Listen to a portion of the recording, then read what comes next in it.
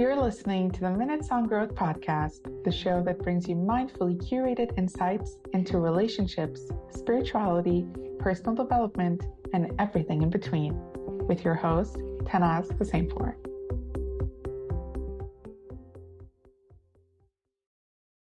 Hi, everyone. Welcome back to another episode of Minutes on Growth. Today, I have Daniel Naor with us, Kabbalah teacher and belief system coach. Welcome. Thank you. So excited and glad to be here. So excited to have you on, especially since you are the first teacher that's going to be talking about Kabbalah. So naturally, can you please just briefly tell us about Kabbalah? What is it? Yeah, absolutely. Kabbalah is a very ancient, universal, and spiritual wisdom. So it predates religion. It's around since time of creation. It's really, instead of what unfortunately sometimes religion does, which is creating separation and wars and bloodshed, unfortunately, Kabbalah is looking into what binds us together, what commonalities, what do we have in common, and really explains to us the rules to the game of life. Like, why are we here? Big questions, but also made very simplified and practical, so we can improve our lives, understand our purpose here, understand why certain things are happening, understand why there's chaos in the world, why there's sometimes chaos in our life. How can we maintain lasting fulfillment? The word Kabbalah itself means to receive. So it really teaches us the universal laws and a system, just the way there is a physical rules and structures like gravity. It's a physical universal law. There are unseen spiritual laws like cause and effect, right? Very simple ones that we're also familiar with. For planting negative seeds with our thoughts, we will see negative results, and vice versa, right? So it just helps us to understand life better, and therefore having more control in some way and creating a life that is more fulfilling to us. Wow, I love it. I mean, I've been studying Kabbalah for almost 8 years, and for me personally, it has changed my life. It's changed the way I communicate with people, changed the way I look at life, changed the way I experience life. But something that always comes up when I tell people that I study Kabbalah is it religion? So you explained that it's not, it's actually spirituality. But my question is spirituality and religion the same thing? It depends, how do you define? Different people define these words in different ways. The way I've learned and the way I define it for myself, the answer would be no. And I'll give you my perspective, my definition of it, and I don't want to offend anybody if their definition of religion is spirituality, because for some it is, right? So it can get confusing there, but I'll give you my definition, explanation. For me, when I hear religion, my understanding is it's a set of dogma of rules that I have to follow. It's something that I feel makes me feel very constricted, and something that if I don't do that, maybe it's connected to reward and punishment. Also, in at the center, the Kabbalah Center, we talk a lot about not doing things religiously or with the religious mindset. What does it mean? For us, we define it as doing things robotically, right?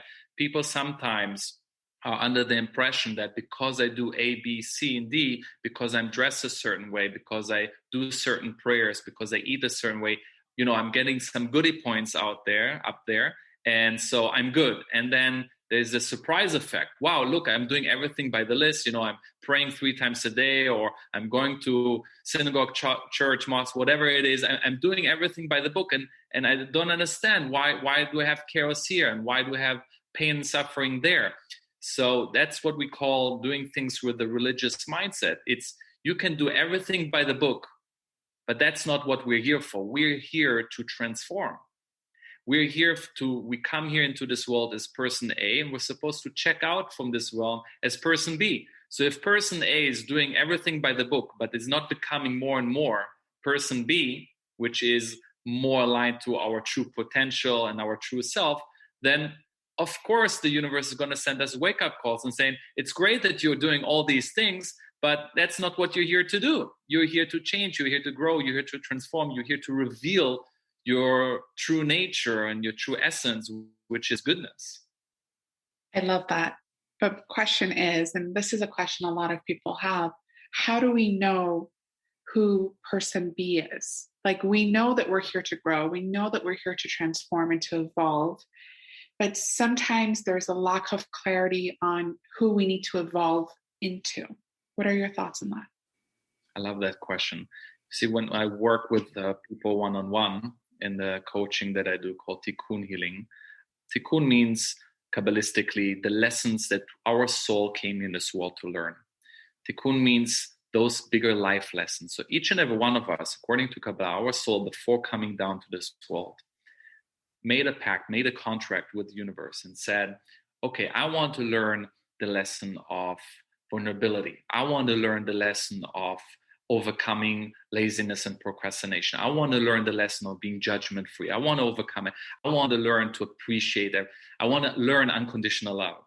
Right? And just like in the movie, I think it was Evan Almighty, when God, played by Morgan Freeman, says, if you came here to learn, if someone wanted you to teach you the lesson, or you came to learn the lesson of unconditional love, would it be just handed to you, or would you get an opportunity to learn unconditional love? Right? So that's basically our tikkun. We all have a tikkun. The reason why I said that regarding your question, how do we know what we come here to evolve into? What is person B looks like? So to answer that, we want to look, and it's very simple. Sometimes I feel when I talk with people, we're making it more complicated than it is. Right?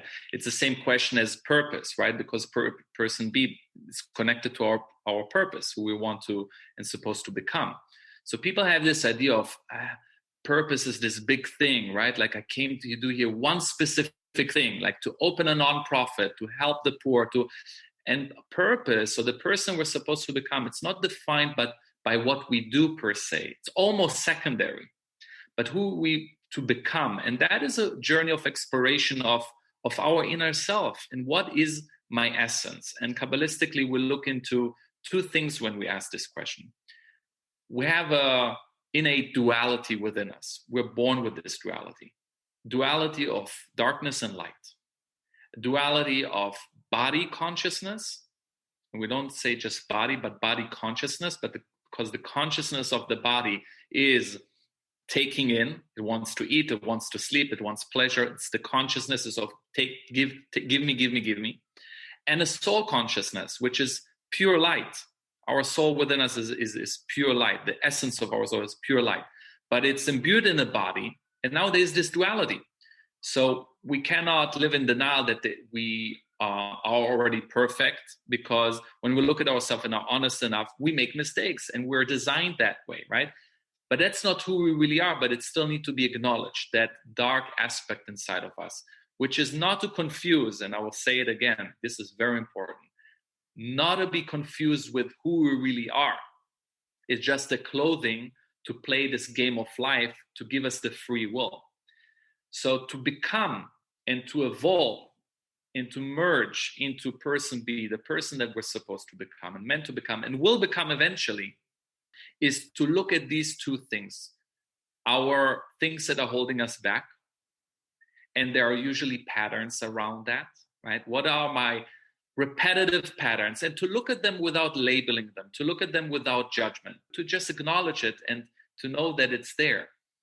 And at the same time, as important as it is to acknowledge our dark side or shadow, our ego, whatever we want to call it, is to acknowledge our light. And Tannaz, from my experience, oftentimes what people have a harder time with, especially for those who are on a spiritual path, it's harder most of the time when I ask people, what do you need to change? What do you need to work on? Oh, let me tell you, Daniel, I have a whole list. When I ask them, okay, what are you good at? What are your gifts? What are your strengths? What are your talents? Suddenly it's quiet on the other side. And you're like, And so I find it fascinating that for a lot of us to actually acknowledge and to own and to embrace our light is much more difficult than acknowledging our darkness. So these two aspects, to make a long story short, right? How can we evolve more into a person that we're meant to become? Acknowledge our dark side without labeling it, without mistakenly thinking that this is us, this is our essence. No, it's just the clothing, and everybody has that clothing. And A person that is more spiritually aware and more spiritually evolved can see better that clothing. It's actually one of the indicators that I'm growing spiritually, that I can see through the facade and I can see clearly these dark sides that is not really me. I can see different layers of it. I should get excited about it the more I become aware of it. But also to see, what are my unique gifts? Each and every one of us, every one of our soul came down with unique light, unique positive strength, qualities, soul qualities. And so it doesn't matter, once I'm connected, truly connected to that, and truly own it without shame, without guilt, and saying, yeah, it is a gift, and I love it, and I own it. That's the first step in evolving in who I'm meant to become, connecting to my purpose. What I will do with it, it will be revealed to me already. I don't need to be even worry about it too much. I love that. Such a beautiful answer. So before I ask the question, as you were saying that a lot of people have difficulty accepting their light, it reminded me of something Marianne Williamson was talking about in the Course of Miracles, that it's actually being humble is being humble with our light and saying, okay, I'm as an extension of source. Of course, I'm going to have source-like qualities, like light qualities. And the moment we can accept that, that's the true definition of being humble, that, okay, I have this light and I'm meant to be here to share it with others. And if I don't share it, then I'm actually doing a disservice to humanity and to my evolution. So I love that. And I think we need to talk more about that, being really honest with the good in us as well, because we're just so easy to judge, but we're not as easy with self-praise. So thank you for bringing that up. And then you were talking about darkness. Then is that why we experience obstacles and challenges in life? Are they opportunities for us to recognize our tikkun, to recognize the shadow, the darkness? Is that their purpose then? Absolutely. You see, if we approach difficulties or challenges as learning opportunities, we know that, we've heard this before. Any success stories of anyone in any field, you always hear their story, right? And it never went something like this. Oh, everything was easy, flowed to me, came to me, no challenges whatsoever, and boom, success showed up, right? And here I am.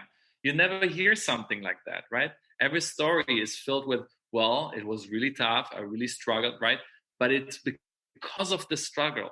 It's because of that overcoming of darkness, right? How do we form a diamond? You take a piece of coal, you put a lot of pressure on it, and then you have the piece of diamond.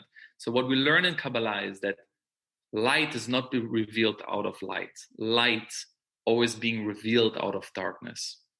And it means two things. It makes us appreciate the challenges, and it doesn't need to be huge challenges, right? If we train ourselves, and that's what I like about Kabbalah, this path, is that if we proactively train ourselves to even challenge ourselves, right, then the big challenges and difficulties that don't need to be imposed on us to learn those lessons. There's two ways of learning. Reactively, the cosmos just, if we don't listen or inspire ourselves or grow proactively, it comes from the cosmos.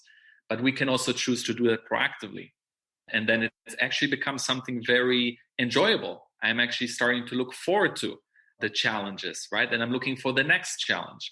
And yes, life is huge. And I love what you said about humility, because I think, humility in general, just such a big key word for me. And there's so many lessons in it. But sometimes we need to, humility means to acknowledge our limitations. So I don't always have control. I cannot always choose to challenge myself proactively. Sometimes life is going to present me just something, sometimes small, sometimes big. But my choice is taking it as it is and humbly agree to it and say, yes, I'm taking this. I know it serves a greater purpose. I know it's here to teach me something, and I'm not going to resist it. I'm not going to fight against it. I'm going to accept it first, and then I'm going to see what I'm going to do with it, right? But that attitude is certainly gonna help us to have some gain in the pain. But if we just experience pain or challenges and difficulties and we complain about it, we resent it, we push it away, and it's okay. We're human beings. The initial reaction, maybe we will complain. The initial reaction maybe makes us sad. It's not bad to have feelings, emotions. We're human beings. But if we decide to dwell on it, Mm-hmm. then the pain doesn't serve any purpose. It was pain with no gain. Mm-hmm. If we take the challenges and the pain and accept it and deal with it proactively, know that there's a lesson here and it will bring me to my next level, then there is actual gain in the pain. I love that. I think when we don't allow the pain to teach us, it turns into suffering. And that's what we kind of want to avoid. Because suffering is optional. Pain, on the other hand, is actually, it's a teacher. I think it can help us really evolve. And as you were saying that, I thought of the Kabbalistic tool of pause. What a pleasure of, when something happens, we say pause, and then we bring pleasure into it to shift the narrative, to shift the perspective, and to say, okay, I clearly can't see through the body's eyes. So, let me see it through the universe's vision or God's vision or the creator's vision.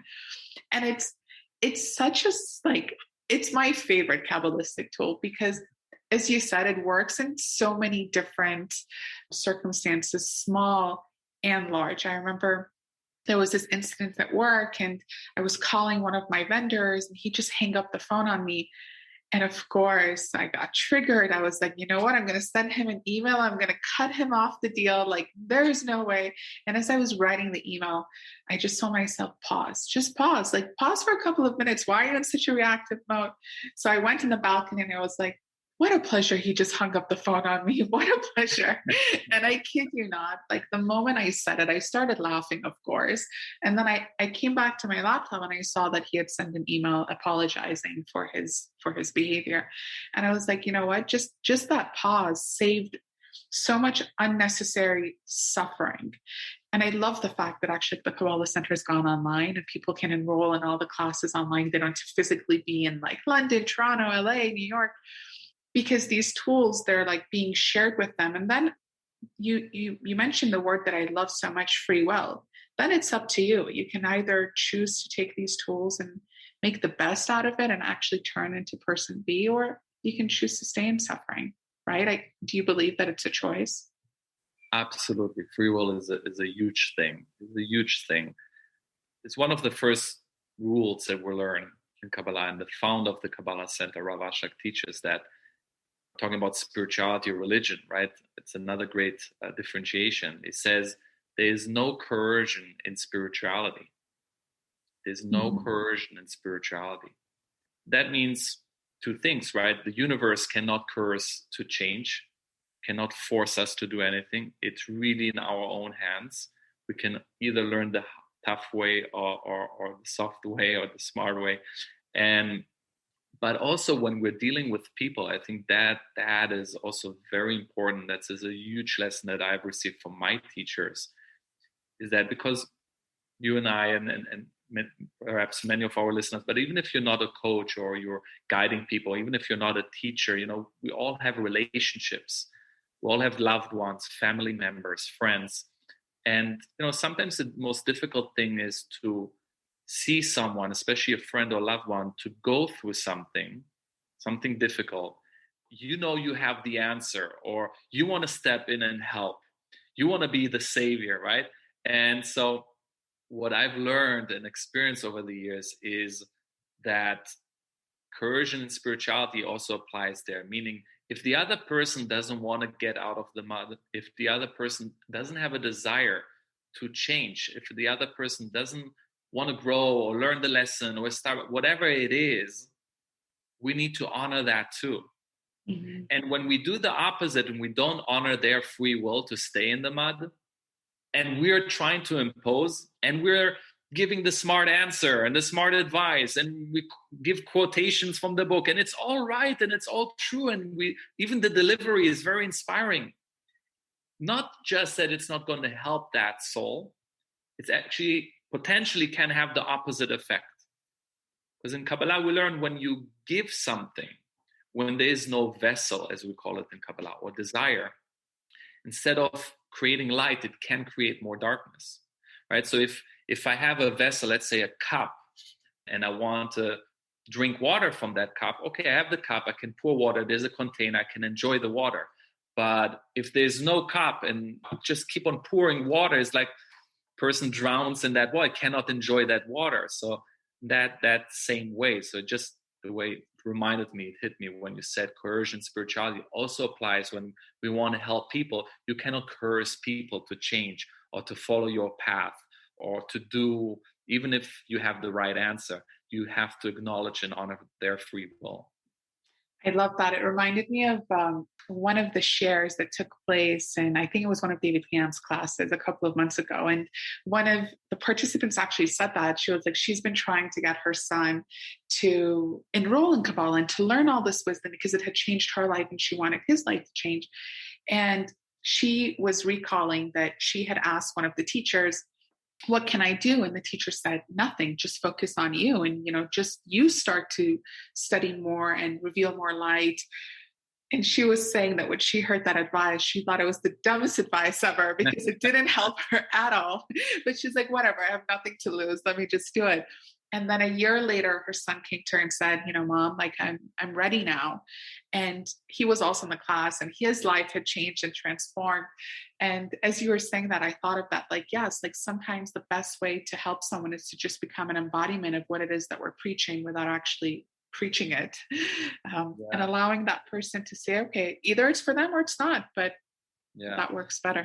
That's how I came to spirituality and Kabbalah, because my parents started studying and I really had the luck of them knowing me and knew that if they're going to push anything on me, it's just going to make me run further away. So they really allowed me to give me that space.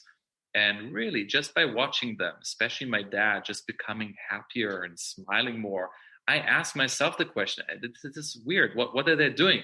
And then I started to ask questions and got curious about it, right? So giving people space, I experienced firsthand how important that is. Yeah.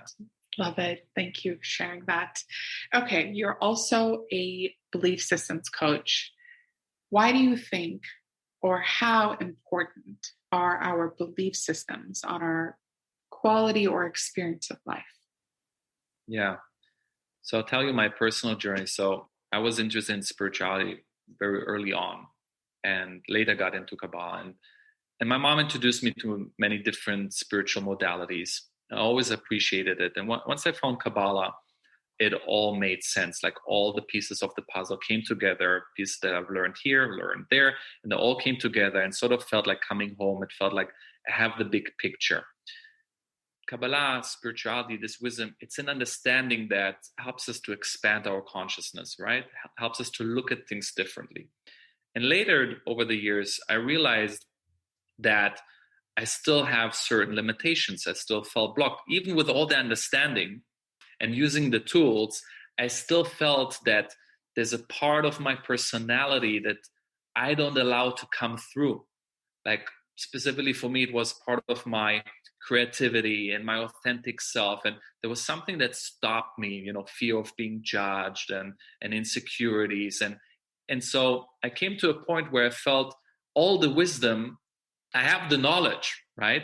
But still I feel blocked in a sense. How can I overcome that? And that led me to explore more the work with belief system and using different modalities in that sense. And making a long story short, I came to a conclusion. I started to see more who the false me is, like the false identity that I gave to myself, like the person that I believed that I am, which I perceive myself in certain ways as small, and I perceive myself in certain ways as that person that can only do that much, right? It was a perception. And once I saw through that lie, because really that's all that it is, it's these stories and these narratives that keeping us limited. It's not who we are. It's a lie, right? Once I had that moment of clarity for myself, I then decided, okay, if that is not true, what is true? And then I also use different tools. I love journaling. I used a lot of journaling. I started just to write down who the person that it is that I feel I am inside and that I want to express and I want to be from the inside and the outside.